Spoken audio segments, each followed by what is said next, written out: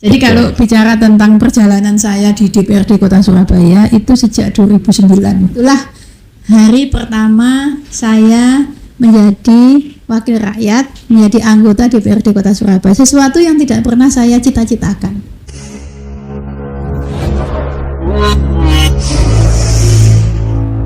Dulur, kembali ke podcast Judas, Jurnalis Dewan Surabaya. Hari ini merupakan hari yang sangat istimewa. Kenapa? Karena pada hari ini podcast Judas kedatangan tamu yang sangat super istimewa. Kita perkenalkan Ibu Reni Astuti. Assalamualaikum Ibu Reni. Waalaikumsalam warahmatullahi Mas Trisna. Iya betul Bu. Alhamdulillah bisa hadir di sini nih. Betul Bu. Di podcastnya Judas. Betul Bu. Sehat, alhamdulillah Ibu Reni. Alhamdulillah sehat Mas. Sehat ya Bu, sehat juga kan? Alhamdulillah sehat Bu. Seperti sehat ya tampilan seperti hari ini kita sangat sehat berkat dukungan doa teman-teman dan Ibu Reni juga Bu Reni. Alhamdulillah, matur nuwun. Baik Bu Reni, kita masuk ke perbincangan podcast pada hari ini. Kita rileks saja. Mungkin sebelumnya saya akan memberitahukan dulu kepada publik, mungkin ada yang belum tahu, tapi saya pikir sudah tahu semua. Tapi ini perlu informasi tentang backgroundnya Ibu Reni yang posisi hari ini pada tahun 2023 beliau adalah salah satu pimpinan DPRD Kota Surabaya dengan jabatan Wakil Ketua DPRD Kota Surabaya periode 2019-2024. Yes. Beliau merupakan wanita yang hebat, politikus dari Partai Keadilan Sejahtera Kota Surabaya. Bu Reni, kalau boleh tahu gimana sih ceritanya dulu bisa jadi wakil rakyat atau bahasa kerennya legislatif di DPRD Surabaya? Bisa ceritakan sedikit kepada publik podcast Judas? Iya, terima kasih Mas Tris ya. Alhamdulillah bisa berada di sini ya di podcast Judas yang luar biasa. Betul. Terima kasih sudah diundang dan bisa ngobrol-ngobrol ringan di sini ya. Moga-moga ngobrol ringan dan inspiratif. Iya. Ya. Jadi kalau bicara tentang perjalanan saya di DPRD Kota Surabaya itu sejak 2009. Ya, tepat waktu itu di bulan April ya. Waktu itu pemilu kalau nggak salah 9 April kalau nggak salah ya 2009. Kemudian dilantik di 24 Agustus 2009. Itulah hari pertama saya menjadi wakil rakyat, menjadi anggota DPRD Kota Surabaya. Sesuatu yang tidak pernah saya cita-citakan. Tak terbayangkan sebelumnya seperti itu Bu ya? Tidak pernah tercita-citakan juga, gitu. Karena saya dulu cita-citanya sebenarnya ingin jadi dosen. Gitu. Karena ibu saya backgroundnya adalah guru, kemudian keluarga saya sebagian besar juga guru, Pak, Bule, Bude gitu ya. Itu sebagian besar guru. Ayah saya seorang tentara, ya, angkatan darat, gitu. Tampaknya orang tua itu ingin anaknya itu ingin jadi PNS, ingin supaya jadi guru gitulah. Gitu itu harapan orang tua pada waktu itu. Harapan PNS, orang tua secara umum ya. Biasanya begitu. Orang tua kita tentu masih punya bayangan oleh PNS ini kok lebih jelas gitu masa depannya gitu mungkin ya. Jangan jauh-jauh sih. Gak jauh-jauh kan PNS dan ini PKS. Betul, nggak jauh-jauh malah ya. Nah, jadi ini bukan cita-cita saya sebenarnya. Karena saya waktu itu mungkin karena ingin memenuhi harapan orang tua, saya ingin menjadi pendidik. Dan pada waktu itu saya ingin menjadi dosen. Ini dosen kan juga guru ya, juga tenaga pendidik gitu. Namun takdir mengantarkan saya menjadi politisi. Di 2009 itu kemudian saya dilantik. Tepat 24 Agustus 2009. Lagi-lagi bicara takdir yang menentukan Bu ya. Padahal Ibu orang tuanya dulu seorang militer. Ya. Dari angkatan darat pula. Saya tidak membayangkan orang tua Ibu mendidik Ibu sekeras apa itu. Seperti bisa dijelaskan Bu pada saat itu. Ya sebenarnya sih sebenarnya masa kecil saya itu masa kecil yang banyak bermain. Oh. Iya. Jadi saya ibaratnya itu mungkin tuntas lah permainan main ya, masa-masa bermain saya itu cukup panjang, cukup artinya luas. Bersosialisasi lah. Ya, karena ibu, bapak pada waktu itu juga tidak pernah menghalangi atau membatasi. Yang penting adalah ada nilai-nilai yang ditanamkan, kehati-hatian atau dalam makna kemudian tidak sampai membahayakan gitu ya. Itu sudah sudah nyambung gitu, sudah mencoba pada waktu itu. Oh ya, kalau begini boleh, kalau begini nggak boleh begitu ya. Itu sudah terpatri walaupun tanpa harus diberitahu seperti itu. Itu saya mengenang masa kecil saya seperti itu. Sehingga kemudian saya juga suka berorganisasi. Mulai kecil itu kan ada ikut pramuka, kemudian juga ada palang merah remaja ketika SMA. Kemudian saya suka olahraga. Jadi saya ini sejak SD sampai SMA, saya itu pemain voli. Oh, makanya. Mas, hati-hati, untuk ukuran seorang perempuan ini tinggi, Bu, ya kan, dengan body yang sesuai. Bagian smash. Oh, bagian smash. Tapi saya jangan di smash loh, Bu ya. Oke. Oh, dulu voli ya. Iya. Jadi itu Mas, jadi yang mengantarkan sampai kemudian saya kuliah di ITS. Kuliah di ITS, saya juga suka organisasi. Sampai kemudian pada waktu jadi mahasiswa itu juga biasa mengikuti kegiatan-kegiatan sosial ya. Waktu itu ITS itu kan dekat sama TPA Keputih ya. Waktu itu Keputih tempat pembuangan akhir masih di Keputih gitu ya. Sehingga di sana banyak pemulung dan sebagainya. Sehingga bukan tempat pembuangan jin ya. Membuat kegiatan bakti sosial, kesehatan, kemudian pasar murah. Itu dulu waktu saya masih ingat waktu saya dulu kuliah ya. Dan itu ternyata memberikan manfaat positif untuk mengasah kepedulian. Kemudian berlanjut sampai saat ini gitu. Kemudian juga organisasi, kemudian ada dilatih terkait dengan leadership, kemudian terkait dengan manajemen ya di lembaga-lembaga itu. Dan alhamdulillah sampai sekarang saya merasakan bahwa masa muda yang kita punya aktivitas di sana itu sebenarnya menjadi wadah untuk menggembleng, untuk melatih kepemimpinan kita di masa-masa yang akan datang. Dan itu saya rasakan. Jadi saya mengajak ini kepada pemirsa ya, siapapun kalian yang saat ini milenial, anak muda gitu ya, kalau mau sukses di masa depan nantinya, maka manfaatkanlah masa muda saat ini. Ada kesempatan untuk melakukan aktivitas-aktivitas sosial, aktivitas-aktivitas di bidang-bidang yang sesuai dengan yang disukai, olahraga, seni, budaya, kemudian juga organisasi, manfaatkan. Karena itu nanti akan pasti membawa kontribusi untuk masa depan. Insyaallah, terlatih. Berarti Ibu Reri ini sejak muda sudah terbiasa istilahnya berorganisasi, jadi nggak sia-sia sampai sekarang ini. Alhamdulillah. Ngomong-ngomong, Ibu alumni ITS tahun 96. Aku angkatan 91 statistika, kemudian lulus 96 ya. Jurusan statistik. Jadi statistik itu masuk MIPA ya. Fakultas Matematika dan Ilmu Pengetahuan Alam. Saya pikir jurusan Wonokromo.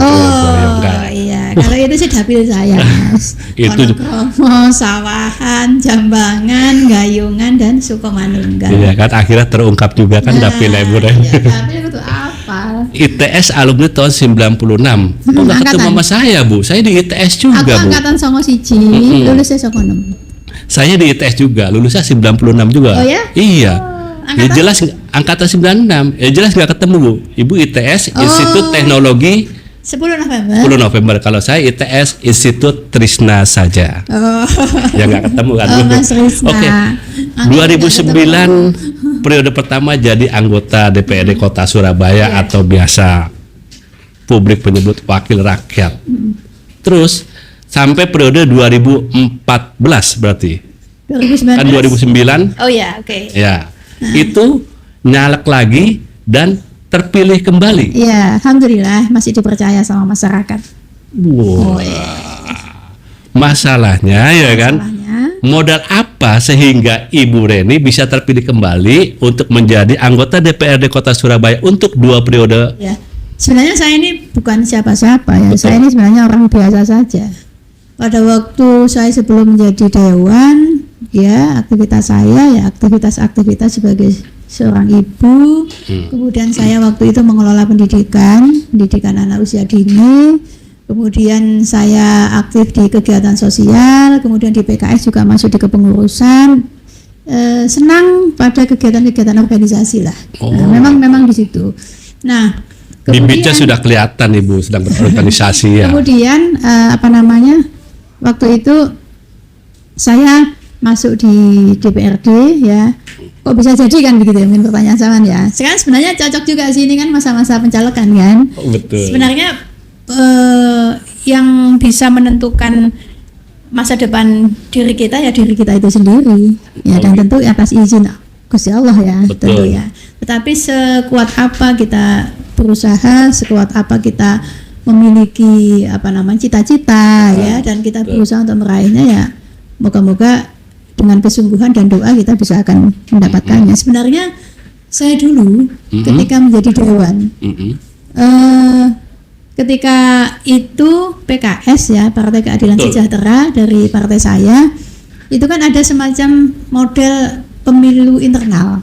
Jadi pencalekan itu disaring dari kader-kader PKS pada waktu itu. Sampai segitu waktu itu begitu, ya? Waktu itu 2009 disaring, diusulkan siapa nih kader-kadernya yang jadi yang caleg gitu. Nah, nama saya muncul di situ. Oh gitu. Nama saya muncul di situ. Semakin optimis. Kemudian saya ditaruh di nomor 1. Nah, ditaruh di nomor 1. Waktu itu ya nggak berpikir nanti menjadi wakil rakyat itu, sampai berpikir ke sana, karena emang cita-citanya ingin jadi dosen. Tapi karena kemudian dipercaya sama partai, diminta untuk mencari suara untuk PKS, ya saya mencoba belajar pada waktu itu, belajar, akhirnya kemudian saya mendapatkan suara pertama pemilu itu kalau nggak salah sekitar 2.500-an. Syarat pada saat 2.500, dan waktu itu dana ini bicara dana nih ya, ini menarik juga ya. Dana saya itu keluar kalau nggak salah itu hanya sekitar 42 juta. 42 juta 2009. Maklum Bu. Rupiahnya pada saat itu masih 9.000 rupiah per gitu ya? dolar. Tapi 42 juta besar. Itu pun juga ada teman-teman sesama kader PKS yang memiliki kelebihan finansial gitu ya. Betul. Itu membantu saya membuatkan untuk stiker, untuk apa gitu. Jadi saya sangat terbantu.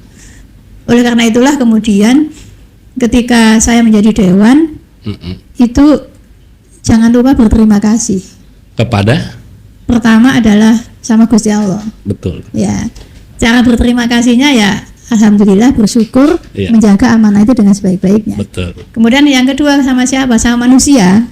Manusia itu siapa? Rakyat yang memilih.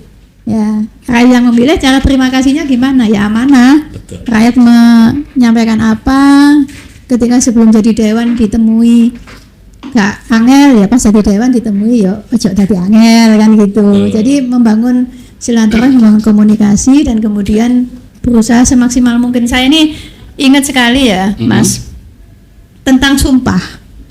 Itu yang saya ingat ketika dewan itu adalah sumpah yang itu dibaca ketika pelantikan. Bunyi sumpahnya itu salah satunya adalah mendengarkan aspirasi rakyat dan memperjuangkan.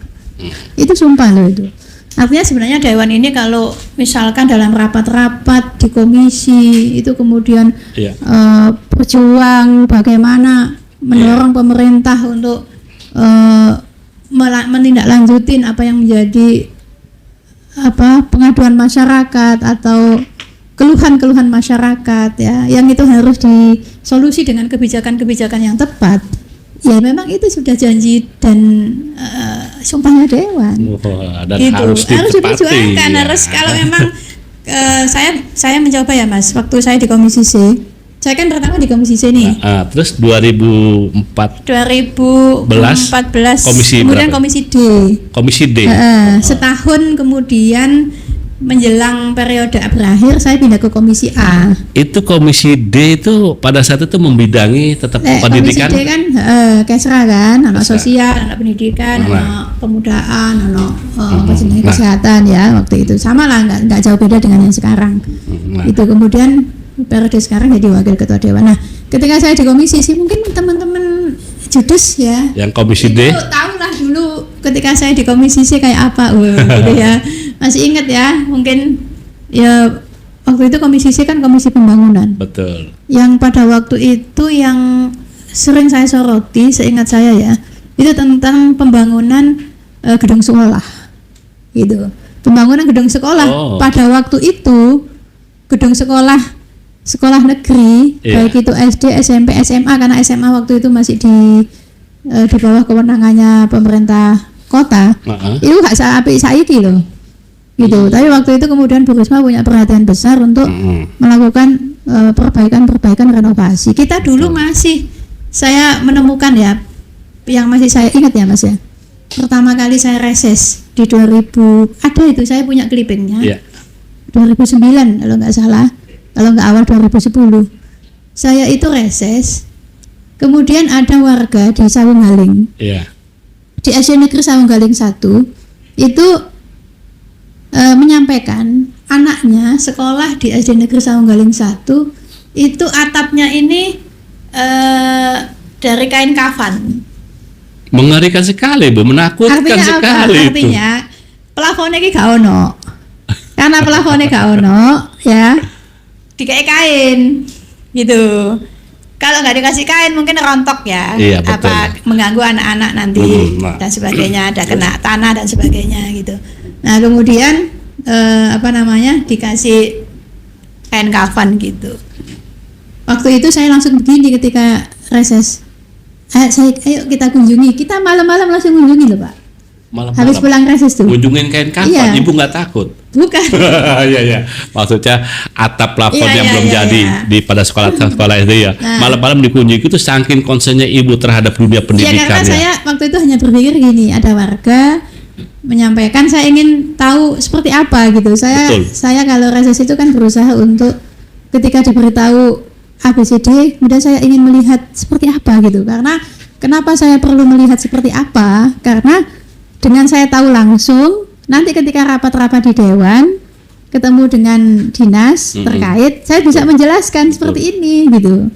Dan alhamdulillah kemudian dapat perhatian. Waktu itu masuk media koran ya, dan jadi headline gitu. Ada apa, gedung sekolah berkain kafan gitu, beratap kain kafan gitu. Dan alhamdulillah sekarang sekolah itu dibangun ya, besar, dan beberapa orang tua dan guru yang ada di sana itu tentu masih ingat. Bu Reni masih karir di legislatif sebagai politisi Partai Keadilan Sejahtera Kota Surabaya. Tahun 2019 pun masih mencalonkan dan terpilih kembali sampai 2024 jabatannya. Dan saat ini menduduki Wakil Ketua DPRD Surabaya, salah satu jabatan yang cukup anti klimaks sebagai politisi setelah Ketua DPRD Surabaya. Terus ini Ibu tidak puas sampai di sini sepertinya. Kok ya ada, kalau saya lihat baca referensi banyak juga media massa yang sudah banyak yang menulis tentang Ibu, benar ada rencana mau ke DPR RI atau kita sebut Gedung Senayan pada pemilu 2024 nanti. Ya, sebenarnya ini bukan persoalan puas atau tidak puas gitu ya. Ketika saya ada di posisi sebagai unsur pimpinan DPRD, sebagai wakil ketua DPRD Kota Surabaya, itu pun bukan cita-cita. Bukan mimpi juga. Bukan mimpi juga. Bukan mimpi juga, bukan cita-cita, karena pada waktu itu memang ketika pemilu 2019 semangatnya sebenarnya adalah bagaimana punya kontribusi besar, suara PKS itu semakin banyak. Gitu. Karena tentu kita sebagai kader partai ya, itu kan berharap siapapun lah kader partai dimanapun, saya kira juga punya kehendak, punya keinginan agar kursi di parlemen itu tambah akeh gitu. Saya 2009 kursinya 5, 2014 kursinya 5. Ketika 2019 itu semangatnya ya opo iki kursinya iki dapilku dapil papat, itu sok nambah gitu ya. Itu harapannya itu ke sana, mikirnya itu dulu ke situ, tapi ternyata suaranya nambah dari kalau nggak salah dari sekitar 15 ribuan itu ke 24 ribu nambah sebenarnya, dan itu pun juga bukan karena saya saja ya, tapi karena juga kader-kader PKS, karena caleg-caleg yang bergerak, kemudian dari struktur partai itu sendiri yang bergerak, dan juga kepercayaan masyarakat. Nambah teko 15 nang 4 nambah 9.000 kan ya, tetapi ternyata menambahnya 9.000 itu belum mampu untuk pecah satu telur lagi gitu supaya dapat 2 kursi gitu ya, tetapi itu memberikan kontribusi terhadap peringkat partai karena dengan kita menambah dan juga dapil-dapil yang lain juga menambah, karena tren PKS di 2019 itu memang naik ya, sehingga kemudian secara kursi dan secara suara PKS peringkat 4 setelah PDIP, kemudian PKB, kemudian Gerindra, baru kemudian PKS gitu. Nah, ketika itu kan undang-undangnya kan bunyi pimpinan dewan untuk siapa? Untuk pemenang pemilu berdasarkan suara kursi terbanyak dan juga suara kan begitu. Nah, ternyata PKS nih kan. Nah, PKS itu diserahkan kepada partainya siapa yang ngisi. Itu kan kemudian keputusan di pengurus PKS di tingkat wilayah itu kemudian menugasi saya. Nah, kemudian turunlah SK dari struktur partai, kemudian masuk ke sini diproses sampai ke gubernur, kemudian gubernur membuat SK untuk pimpinan DPRD Kota Surabaya, dan jadilah saya menjadi wakil ketua DPRD Kota Surabaya. Nah, pertanyaannya kok saiki 2024 ya, setahun lagi ya, ini nanti mau ke DPR RI, apa masih belum puas kan gitu kan? Itu pertanyaan saya, Bu. Itu seudon itu. Ya, jadi bukan seudon sih ya, tapi manusia kan katanya nggak harus jangan puas diri kan. Nah, saya itu sebenarnya gini. Saya ini kan sudah 15 tahun di DPRD Kota Surabaya, ya kan? 3 periode berarti. 3 periode. Saya ingin ada dinamisasi. Moga-moga nanti ketika saya tidak lagi di DPRD Kota Surabaya nanti ada kaderisasi yang tumbuh gitu ya, dari kader-kader PKS yang lain, dari anggota-anggota PKS yang lain yang saat ini menjadi caleg, dan kemudian bisa menggantikan, melanjutkan lah kebaikan-kebaikan, moga-moga itu dan bisa lebih baik dari saya, dan harapannya moga-moga bisa nambah kursi ketika saya malah nggak ada di situ. Enggak, Bu. Kalau dari historis dan sejarah Ibu karir sebagai legislatif atau cita-cita Ibu ini hidupnya tidak pernah mimpi tapi jadi terus. Saya pengen mimpinya banyak tapi meleset terus, Bu. Gak apa-apa ya. Kita tapi usaha kerja keras tetap. Ibu Reni maju ke DPR RI itu nggak ada mimpi. Insya Allah jadi nih, Bu. Amin. Ya, jadi memang ketika di DPR RI dapilnya Jatim 1 itu meliputi Surabaya Sidoarjo. Oke. Ya, jadi kalau DPR RI itu memang waktu itu partai menyampaikan ke saya, ini Bu Reni 2024 mau kemana? Mau ke provinsi atau mau ke pusat gitu. Sebenarnya begitu, dengan beberapa pertimbangan, saran, masukan, akhirnya saya di DPR RI gitu. Betul. Ya, bismillah, ini juga bukan keinginan pribadi saja ya, walaupun kemudian tekad itu memang harus dimiliki ya. Kita punya tekad untuk melangkah lebih mantap lagi. Betul. Tentu yang paling utama adalah harapan masyarakat. Jadi ketika saya turun ke bawah, memang harapannya adalah mungkin karena masyarakat merasa terbantu, dan saya juga tidak berjarak ya dengan mereka. Ya, saya mencoba untuk tetap antara wakil rakyat dengan rakyat itu tidak berjarak, tapi sama-sama podo-podo menungsone, podo lesehan bareng dan sebagainya. Mereka berharap ayo Bu tetap di wakil rakyat gitu.